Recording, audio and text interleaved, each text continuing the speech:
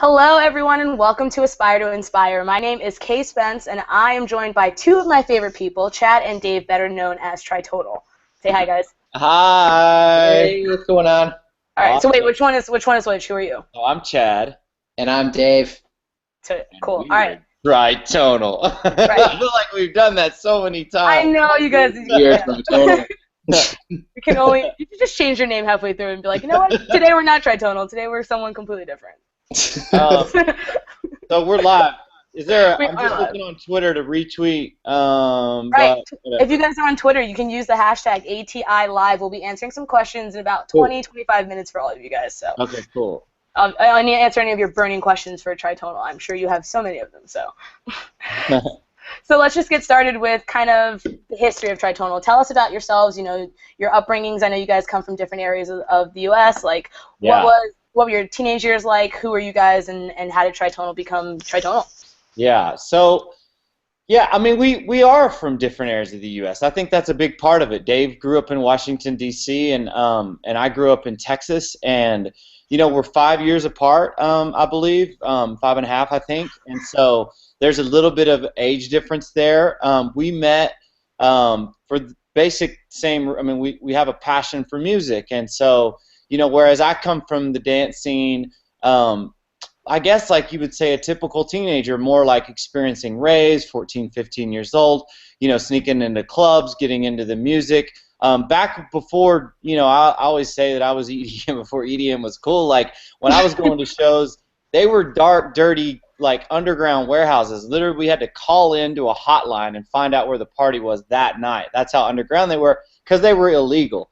And, guys that I aspired to listen to were Sasha and Digweed and Paul Oakenfold and legends, Crystal Method. And, when I met Dave, I was already in college and had kind of gone through those candy rave years and was looking to do music on a different sort of level. I was taking audio engineering classes and music theory classes, and we met on an online forum basically discussing sound design techniques, and we became friends on that forum. Dave was, he's been writing music since he was 10, and, I think he was done with high school by the time he was 14 or 15, and so he was in college as well, even though he was a few years younger than me, and it was just, at first, just a cool friendship. Like, I'm glad that we spent a year literally online every night listening to guys that we really looked up to at the time and still do to this day, and, guys like Above and Beyond and Armin and Tice, otherwise known as Tiesto. We would listen to those radio shows, weekly, if not nightly, and analyze records together and talk about how they did certain things in the track and what we hated and what we loved and what we didn't care about. And we just developed a foundation for musical taste. And I think, in today's day and age, everybody wants to get together and collab and like, let's collab. And sometimes it's cool and there's a collab. It's like everybody's a collab of a collab. And like, I'm glad that Dave and I, like, before we ever wrote our first remix, we were a good 12, 14 months into nightly online just jam sessions where we would listen to Trance Around the World and other radio shows and just digest music together. Right. And so Dave, for you, like, what was, sorry, I'm going to cut you off for like 2 seconds. Dave, for you, like, what was that moment that for you that was like, you know what, I really want to work with this guy, I want to actually make music, not just like listen to records. Like, what did that moment mean to you, and kind of when did it take place? I mean, that moment was definitely, it was defining. It was a big decision to make because, it was something that Chad and I both wanted. We both wanted the same thing. And when I discovered that, that, hey, if we work together, we could get somewhere. We might be able to figure out, something unique, something cool could happen, maybe something explosive could happen, like musically. And, I was planning to come to school and finish up school there in University of Texas anyway. And it just all together became a great decision. Not only like when I met Chad, like he was super funny. I felt like I could relate to him in terms of, I could geek out. I can't geek out with anyone that, I knew up in DC because everyone, that I had known there seemed to really not care about that kind of stuff. And I was looked at as the nerd.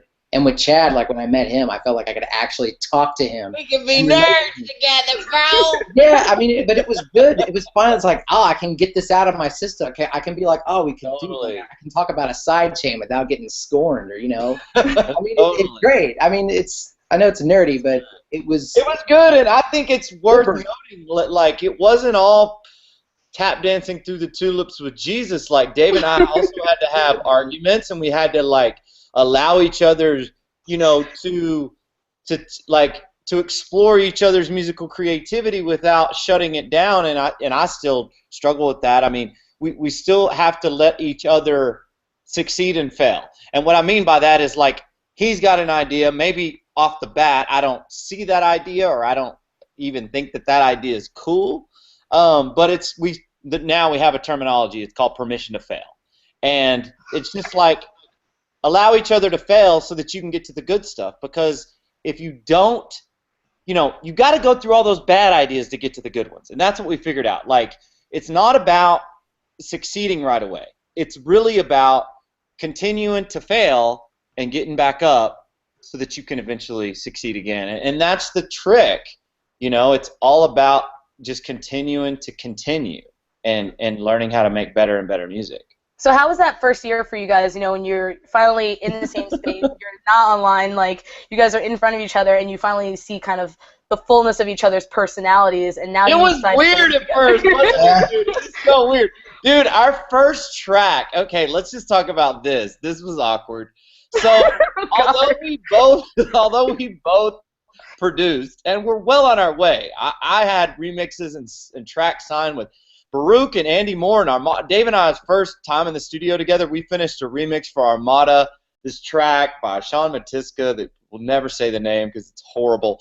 But we both produced in different DAWs, and so our first song, instead of like normal, like, okay, choosing, when I say DAW, that's a digital audio workstation. That's like the software program you use when you write music. And he was totally based in FL Studio, and I was a total Logic guy. And instead of just choosing one or the other to write this record called One More Day with Christina Soto, we actually we both wrote different parts simultaneously in two DAWs, and then had to like spider's nest it together to make it work. It was a tragedy. I mean, it was just like, I don't know what we were doing, but there were good times and there were awkward times. I don't think people know that we also went out and hustled, didn't we, Dave? Like, at night, we knew that, sure, writing music was cool, and we wanted to get our tracks on Anjuna Beats and Flashover and Armada and Black Hole and all the trance labels at the time, because we were trance artists, and we ended up succeeding in getting there. But that doesn't mean that you're an overnight rock star. You're not Skrillex overnight. You're not on EDC main stage. Like, you're just another dude with the track signed. And I think that's more the case with kids out there now than ever. Like, sign a track, so what? Like, do you have a profile? Do you have a brand? Is there any awareness about you? No. And so we, at the same time, would go out. There was this promoter in Austin named JoJo, and Dave and I would stand on the street corners at night and hand out flyers to people that would walk down the street, and we would put flyers on clubs in order to get opening slots at gigs. And we would do that, man, like 2-3 nights a week. Oh, goodness. So that first year for you guys, like, you're sitting there, you're producing, you're hustling. Like, what was when you guys got to the end of that first year, like, and you guys assessed it, did you both have that moment you said, okay, we got to keep going, or did one of you try to pull back and say, like, I don't know if this is going to work out anymore, or were you guys just like, we're going to go full force, and let's make Pearson the Quiet, let's just do it? Well, we didn't really have an answer to that, honestly. Like, we were both kind of nervous of where things could go, because, as Chad was saying, we were hustling, we were on the streets trying to get, that done, and then we're working during the day. Yeah. And that's the thing. That didn't change. We both love music. We let that kind of guide where we went. I finished, the things I needed to finish. Chad finished the things that he needed to finish. It just made sense. It made sense for us. And, there's going to be like, if 1-2 years goes by and you're like, hey, dude, nothing's happening here, we might need to consider. But we had that time to budget. So we're thankful. I think we did enough in the first year to get us to our second year. When we looked at the track record from our first year, we actually wrote almost 60 songs in our first year, and we signed a bunch of those songs to small labels. And so I think we impressed our parents and the people that were sort of supporting us enough to like say, keep going. You know, you're not superstars, you're not rock stars, you're not on tour yet, but like you have signed some songs, you have gotten some money, like there's interest, like big DJs are playing your records. You know, and like things were starting to happen by that point. I think, you know, the first time we ever played with Ferry Corsten, that night we gave him these 2 tracks, Essence of Kea and this other track, and he emailed us the following night and was like, I want to sign these records. And like a few weeks later, we were in LA with him playing at a club called Vanguard, which is now a club called Create in LA. So it's a massive club. So that was a big deal for us. You know, and you fast forward that to today, like a legend like Ferry Corsten, you know, who we just looked up to so much, you know, like he debuted his remix of our song today, you know, on his radio show, Ferry Corsten remix of Gamma Gamma. And so, you know, those are the kinds of things that can happen if you continue to just put one foot in front of another, I think. Tight. So let's fast forward. So we had our first year, did a good job. You guys kept going. You know, you made Pierce from the Quiet, it's a huge album. You made the remixes for the album. Yeah, that didn't come that first year though. Like you I'm fast forwarding. I'm really fast forwarding. We're times 8 straight through that. We're going a couple more years in the future. And let's get to the next kind of big defining moment of Tritonal when, you know, the EDM boom happened and you guys started to make a different sound and kind of the challenges that you faced while you were making that sound. Totally scary. Like, for one, Dave and I, let's just talk about it. Let's just get the elephant in the room. Like, we were successful in trance, and we just became a little stale with the sound. It wasn't anything against the genre or the people making the genre. We still love that music, and we just, as creators, we needed to stay inspired. And at the time, we were inspired to, like you just said, write a different kind of a sound. And you know, we had to make the decision to change directions, and anytime that you have success and momentum with the fan base in one direction, it's really scary to step off and just flip the script on that because, you know, you're expecting backlash, you're expecting for a lot of those fans to jump off and leave ship, and we kind of just embraced that, and we're like, you know what, we've come this far and we've learned this much about writing music. When we signed up to write music, it wasn't only to write one kind of music. Like, we fell in love with writing music for music's sake, all sorts of different kinds of music. And so, you know, we made the decision to do that, and it was one of the, looking back, I'm so proud of Dave and I that we didn't balk and that we didn't falter and that we didn't we weren't wishy-washy, we weren't still trying to act like we were one thing and did another. Like, we weren't acting like we were still trance, but like at the same time trying to build a profile in electro and progressive house and house music. Like, we straight up departed. You know what I mean? And that was risky. And you know, thankfully we were able to, you know, use the chops and the skill set that we had developed over that first 3 or 4 years and make tracks like Satellite and Now or Never and Electric Glow, Colors, you know, and Untouchable. And, you know, it's been such a great journey from that moment until this moment today, where we're about to launch off into a 50-city North American bus tour. Like, it's seriously so awesome that all the people and all the naysayers that like, oh, rest in peace, y'all dead to me, y'all never gonna succeed again, like, there went Tritonal and all that kind of stuff. Like, whatever, like, you guys don't play trance anymore. Why don't you play trance anymore? Oh my God, you guys are sellouts. Yada yada yada. Stuff, right? You're right. And so, but what? Like, we've made music that we believe in, and that music has been bigger than any track we had ever up to that point. Like, I mean, Untouchable literally has almost 10 million plays on Spotify in just the first couple months. Like, it is exploding on streaming. And I'm proud of us. Like, I know it was scary, and I know we were both freaking out, but we made a decision, and we stood by it, man, and we did it. And I was going to add on that I think trance taught us a lot because we took everything we loved about it. We did. Yeah.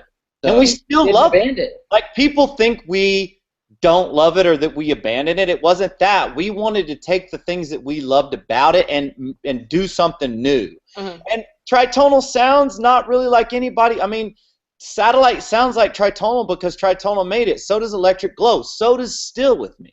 And that was a trance record. And we tried to take the things that, like Dave just said, from trance and the things that we hold dear, and which is melody and our love and sense of melody, and apply them into what we call Tritonal today. Mm-hmm. So Dave, what about the personal aspect? I mean, you guys are talking about, the musicality and saying, we created this new sound and it was risky for our fans, but what about on a personal level? Like for you guys, did you sit down with just each other and say, hey, I think it's time for us to really take this big move? Like, kind of what were your personal fears going into that moment and kind of going through it over the course of the years until where you are now?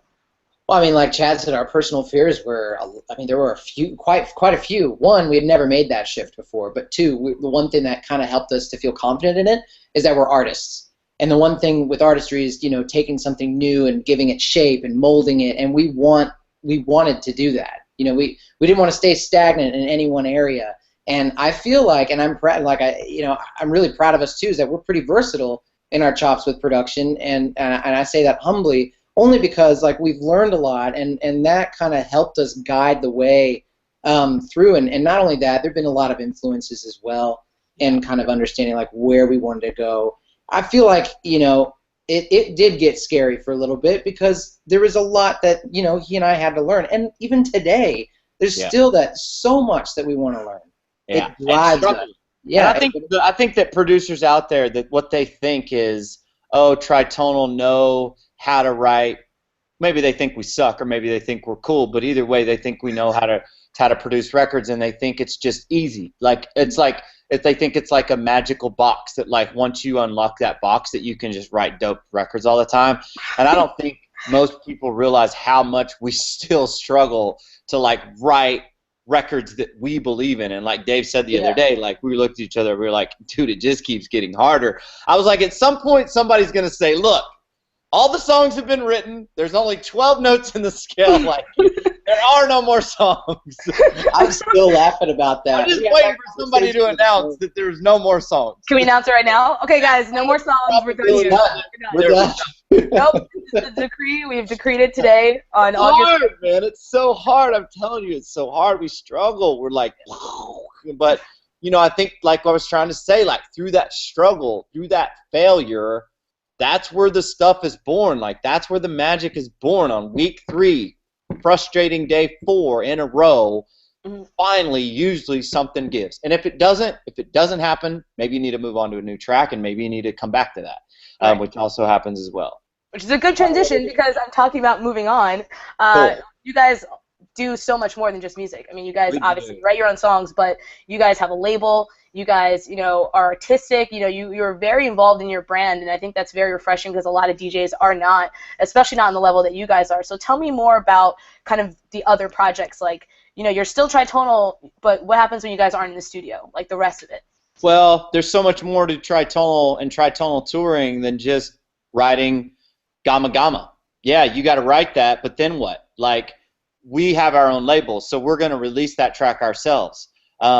Which means that there's a lot that goes into everything, from the artwork of the record to the marketing plan for the record to the promotional plan of the record to what are you going to do when you play it live visually. Dave and I run our own visuals live. We also arrange our own visuals live. We do not produce every visual thing that you see on screen. Dave and I don't know that level of 3D world animation. However, we work with the artists who do build those animations, and all they send over is 15-second clips, and then we work with them to arrange the songs how we want them, and then we rearrange those clips for every single track. So visuals are a huge thing for us the last couple years. Not only are we arranging every song has a Tritonal visual or lyric video that goes with it, but we also play them live with Serato DJ, meaning one laptop is simultaneously controlling audio and video, which is going to the LED wall. The audio is going to two CDJs in HID mode. And I won't get too technical. Please don't. But that's just a lot right there. I mean, that's a ton of work. And before every show on the plane, Dave and I are freaking last minute doing videos and just trying to keep up. You know what I mean? For Gamma Gamma, we really took it to the next level, and we got this idea to work with these Wintercroft masks that we built, and we spent 2 days putting together these masks, and we spray painted them. Then we sent them to our visual team, and they built 3D mapping visuals, and they 3D mapped onto the masks, and then we filmed that, and then we used that as part of the visual that we played live at Tritonia 100, and then we used those masks in Hawaii as a part of the music video. So that's just one thing. Like the emails don't stop. The creative stuff doesn't stop when you leave the studio. You know, like we just got off of like a 40-minute phone call, David and I right now, talking about like workers' comp insurance for the Untouchable Tour staff members. And it's just always something like Did you guys ever think that when you started conversation? Yeah. Did you guys think when you started though that you'd get to this point that you'd be like, we got to talk about workmen's comp, we got to paint 3D masks? I don't know that we did. Like Dave, you were what, like 18 like when you started? Did you really think you'd be like a businessman before you were 30 years old? I thought we get to the point where we're on a phone call. It's like, well, if you look at this insurance, it just drives us. We're like, really, this is not who we are, you know? Yeah, we were just on this business call. We were like, really? We've got to get workers' comp for every state? Are you kidding? Like, can you handle this, please? Oh, you poor thing. But there's so much more. You know, just to finish that thought, I think the other big thing that we do artistically that isn't our own songs is that Dave and I run Enhanced Music with Will Holland. And when I say run it, I don't mean run the books, and I do not mean run the royalties or the back-end business stuff. Like, we need that team to do that. Dave and I are A&R directors of the music that comes into the label, meaning if there's a track that we love or that we hate, we either reject it or we say let's work on it more, or we develop it. A lot of times, a lot of the records that you hear coming out were mixed down and mastered by Dave and I. You know, we add value to the records that we release, and I think you can see the growth of the label over the last 2 years. I mean, I can. I mean, you guys just celebrated. You guys have been celebrating what? All these milestones. You had Enhanced 300 like 2 months ago. You guys just did Tritonia 100 episodes of your podcast. Like, you know, the question I guess I have for you guys is, do you ever sleep? Like, you guys do everything.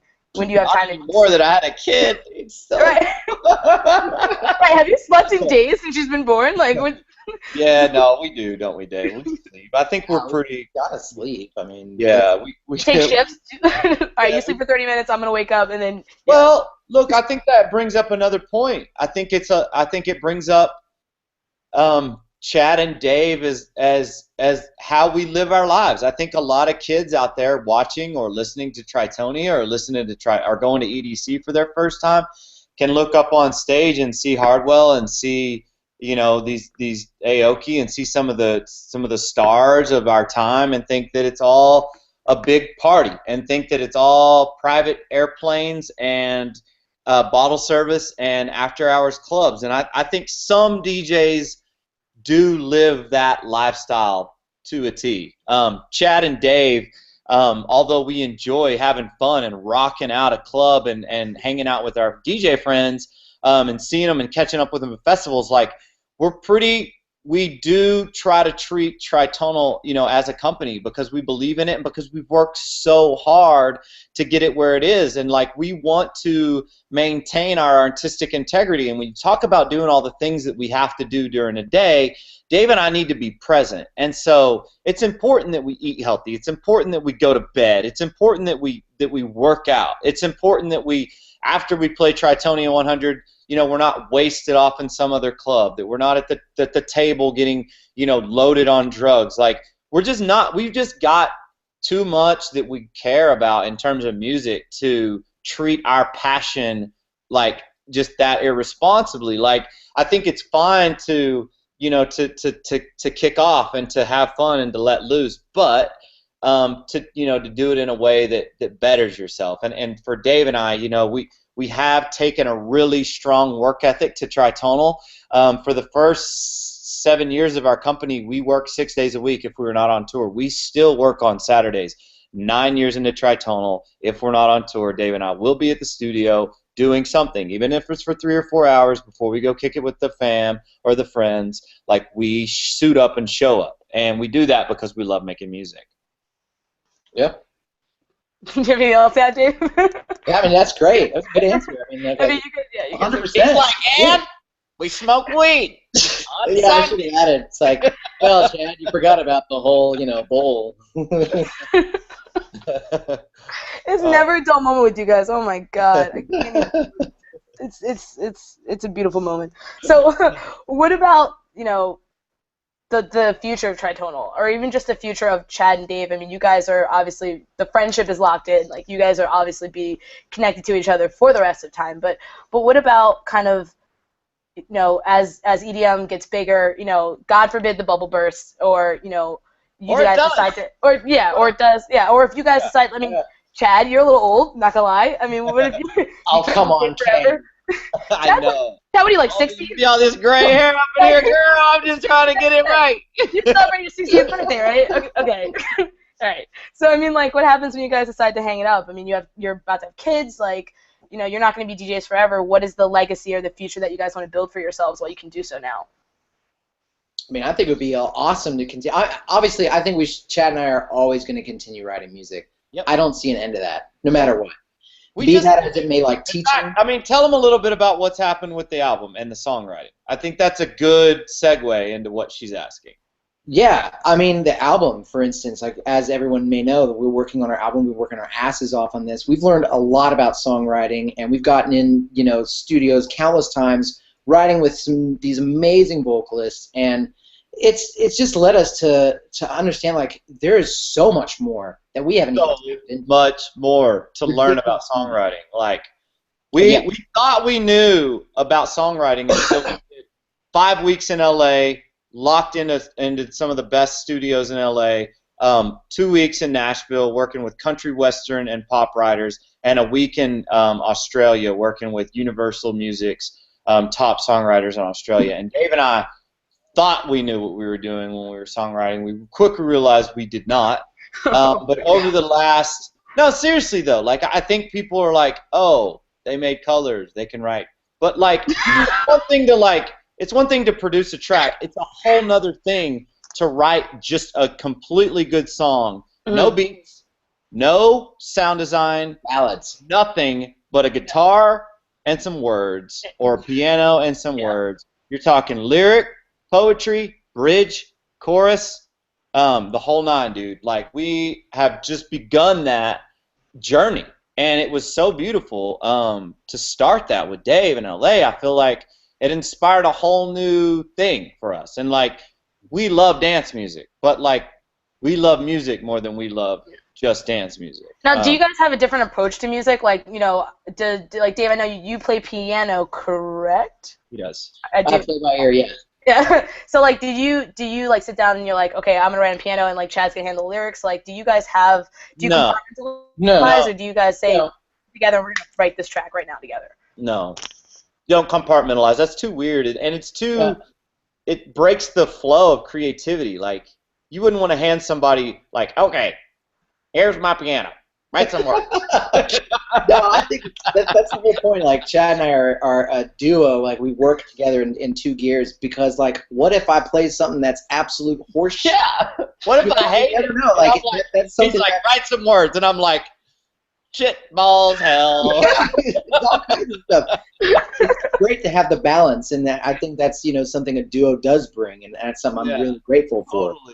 Totally. Yeah. And we've got to inspire each other, and some days you're like, what you thought sounded great yesterday doesn't sound good today. But the album, we wrote literally almost 50 songs for it, and a lot of them are like average songs that nobody will ever hear, and a lot of them are decent, and there's a few that we're like, man, that is such a really good song. And I love the fact that Dave and I were able to step outside of festivals and step outside of the club world and what we think we know about electro, progressive house, trance, and chill out, and really get into just musicianship, just poetry, just lyrics. And what does this song mean to us? What is the story we're trying to tell? How do we relate to this? What moment in our life are we talking about? Like, get into some storytelling, man. It was so refreshing to take it back to basics. And I think that's what we're trying to say. We really got back to basics, and we're able to explore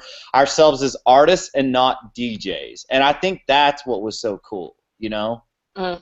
Yeah, I want to go back to something Dave just reminded me of, this idea of balance. Like this is probably my favorite part of you guys is, there are two very different people when it comes to Tritonal. I know you guys have, a different workflow when you're together and you're not in front of people, but when you guys are together, does the onstage kind of persona, is that what you guys are always like? Is Dave just, kind of the more reserved, or and Chad is like the or is it Probably. I mean, a little bit. Yeah. Or does Dave decide he wants to have a crazy side when no one's Yeah, I think he does. I think it's both. I think Dave. Secret Life of Dave Reed. Yeah, I think Dave has to, I think what a lot of people don't know about Dave is his sarcasm and his humor is hilarious. Like, literally, he should probably be in acting. Like, people don't know about that, and we're trying to expose that a little more. He's hilarious. I can co-sign. You are very funny. I mean, I think that he probably is a little more reserved, personality-wise, and I am a little more outgoing, and I think that yin and yang has allowed us to, really succeed. Like Dave's, ability to really think about something a little deeper before he jumps on a decision has taught me more about patience and taught me more about being a little more introspective about our creative decisions. And I think, my outgoing personality, both in life and on stage, have, taught Dave about having confidence in front of people and being okay with being an idiot.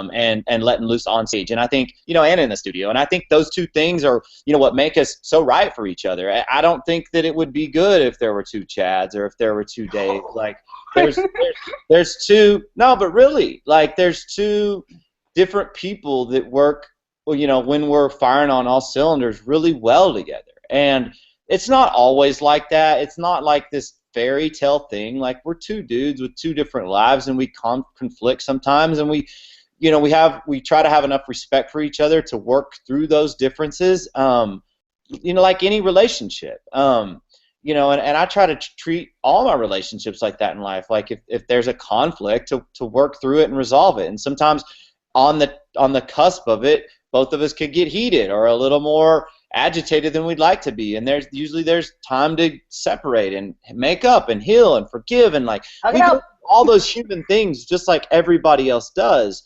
And experience all those trials and tribulations. We just do it together, and we love each other, and we've, tried to grow for the betterment of this thing that we love about music so much.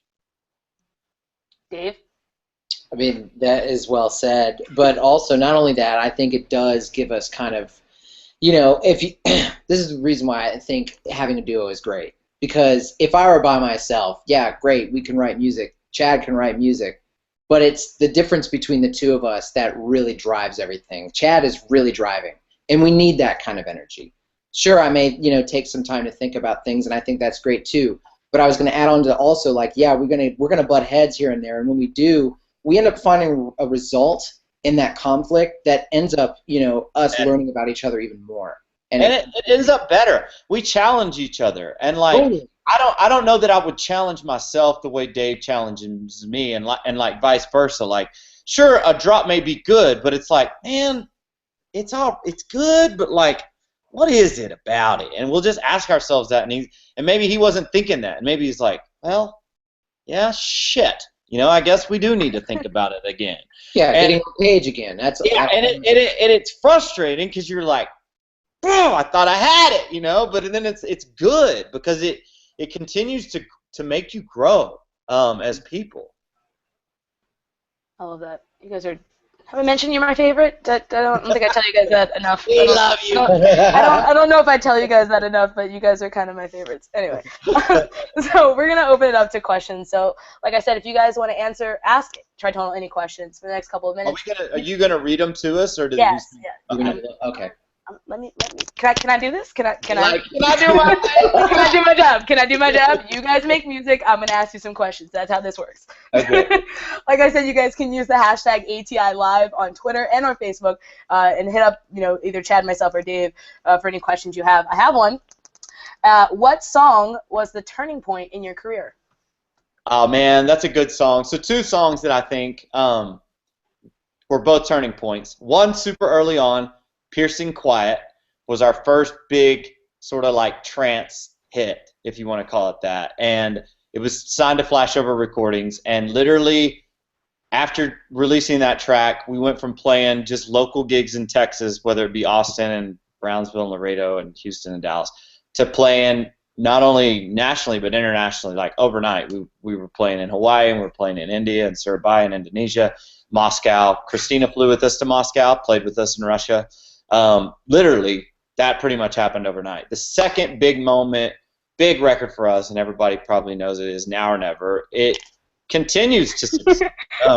Now or Never is almost 2 years old, and it just got picked up by CBS Thursday Night Football. It's the official commercial for CBS's Thursday Night Football all season long. That's a huge look for us, and it just goes to show that good songs, you know, that it doesn't even feel dated to me. I mean, it's 2 years old. We still play it in every set. It sounds like it just came out yesterday. It does. I mean, it really does. I'm not saying that to like pump myself up. Like it feels like a new release to me still, and it's one of the biggest tracks of the set. Always, we mash it up or we edit it, or we don't mash it up and play the original. It always works, and so those two tracks are hands down two of the biggest that we've had.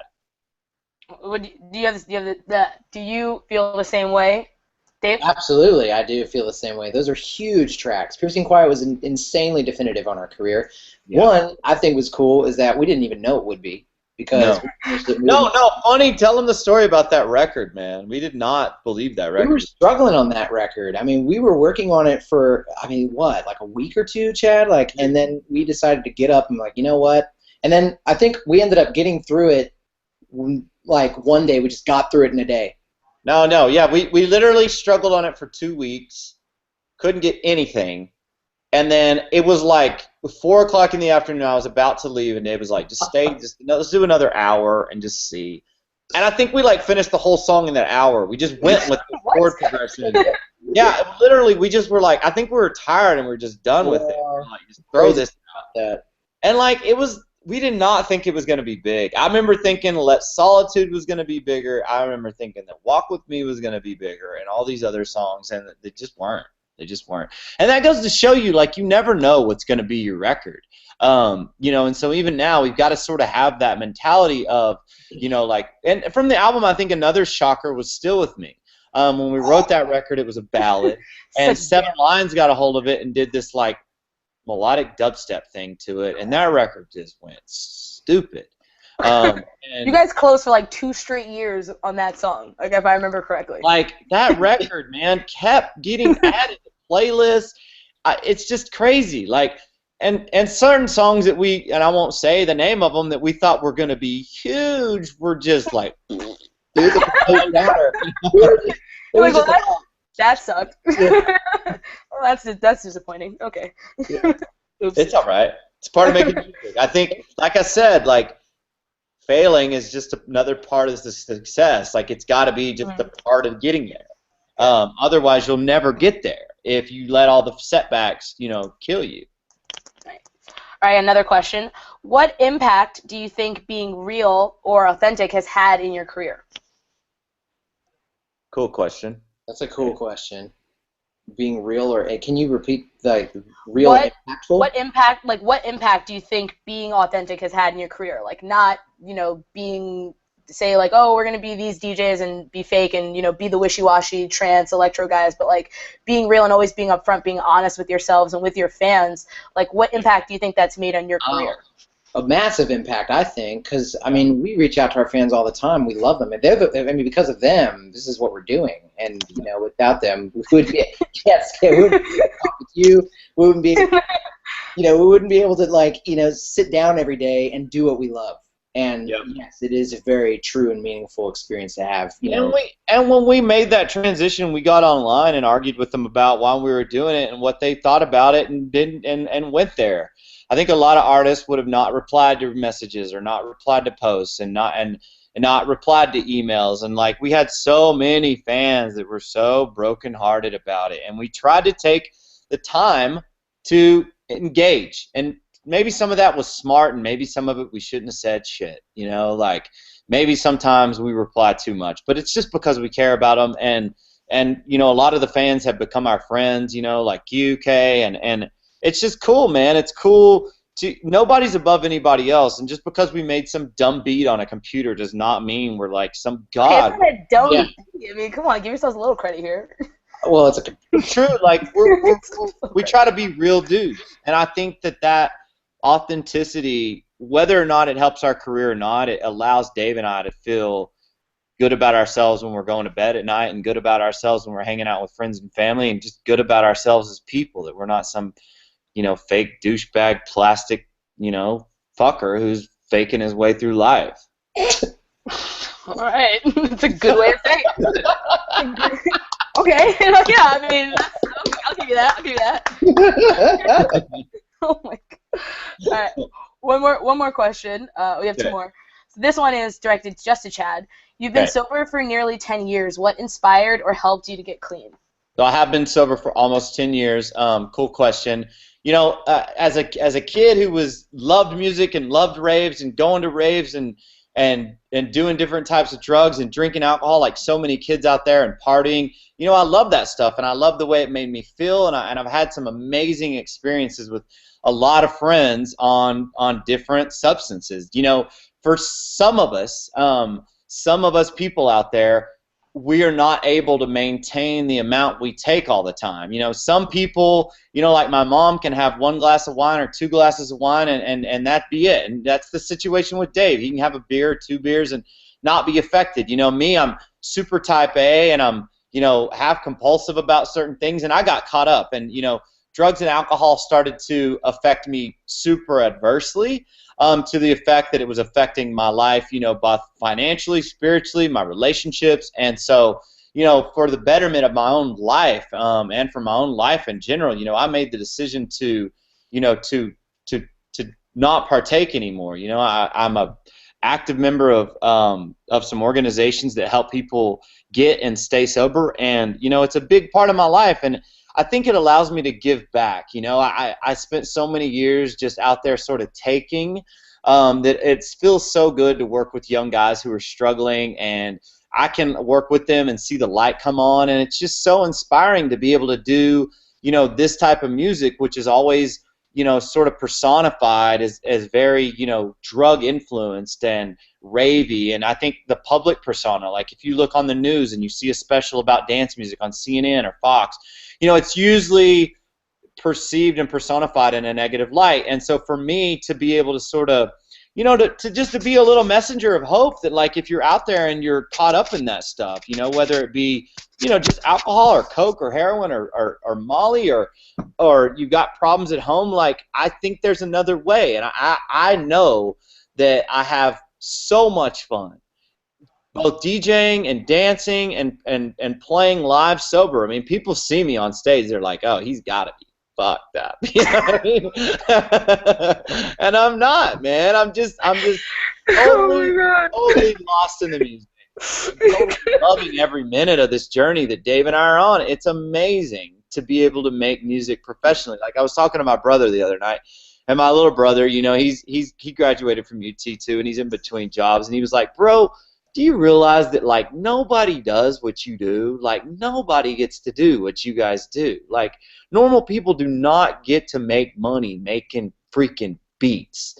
Dave and I are so wrapped up in, like, Tritonal that I think it's easy to forget that. And, like, it was just a really humbling moment for me personally to kind of take a minute and be like, you know, he's right. Like, Dave and I are blessed.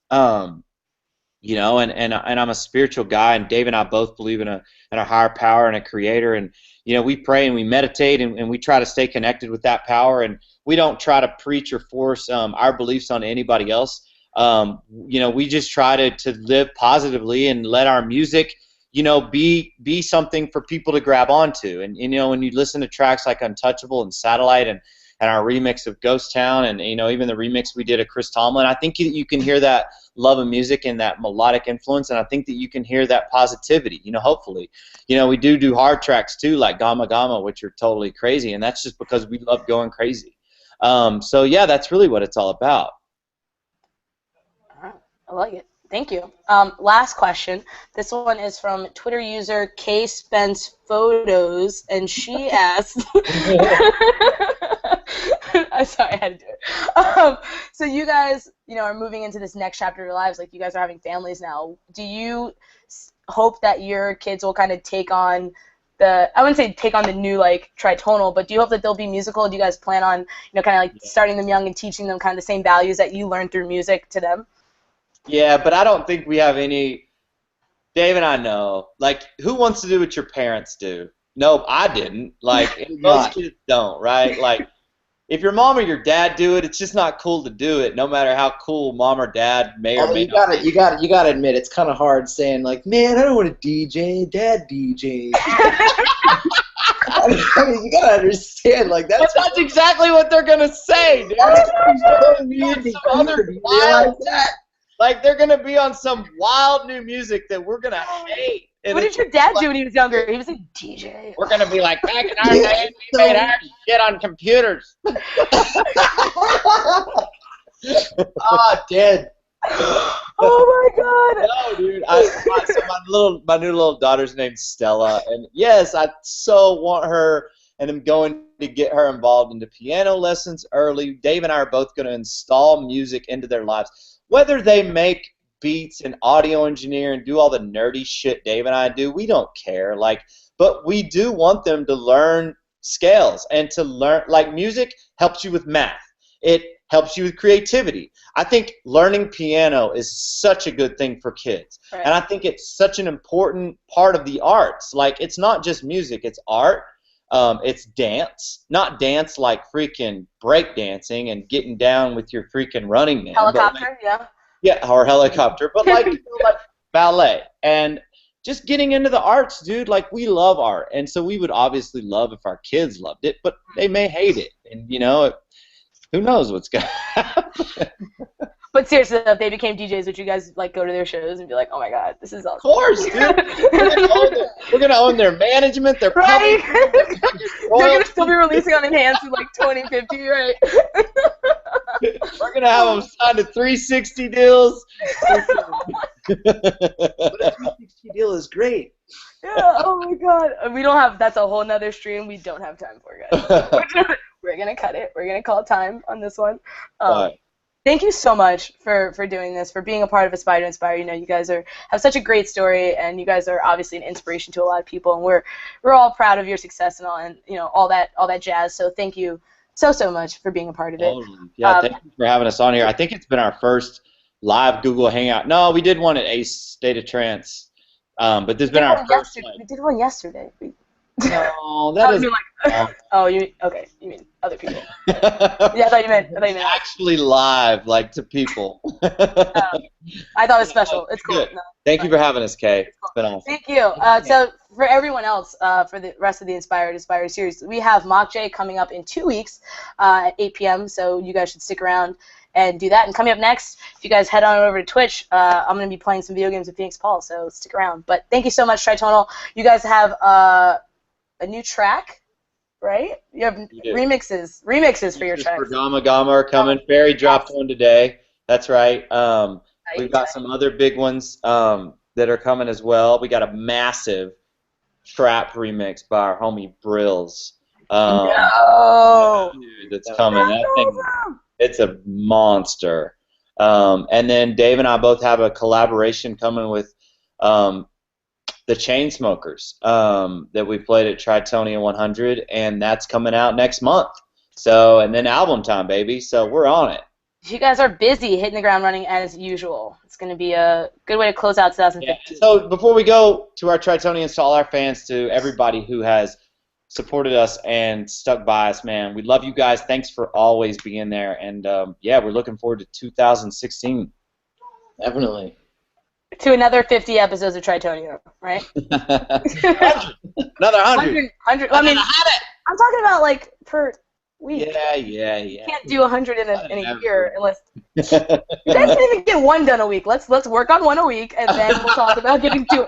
Right? It takes you like forever. You're like, oh, we're gonna skip this week. We're a little too busy. Okay, it's fine. Oh, you're right. It's hard, but you know what? That's because we actually make our own radio show, and we don't pay some know. blank and freaking another room to do it for us. So we hope y'all appreciate that. I appreciate it. Yes, we actually do every single episode. I appreciate it. What, Dave? I can't say I appreciate you. No. I'm laughing at Chad. Oh my God. I'm over you. Why did I decide to do this again? Why did we invite you? This is the first and last Tritonal Aspire. Okay. Good. Thanks, guys. Appreciate that. All right. Thank you so much. You guys have a good night. Thank you, everyone, for tuning in. Good night. Bye, guys. Bye.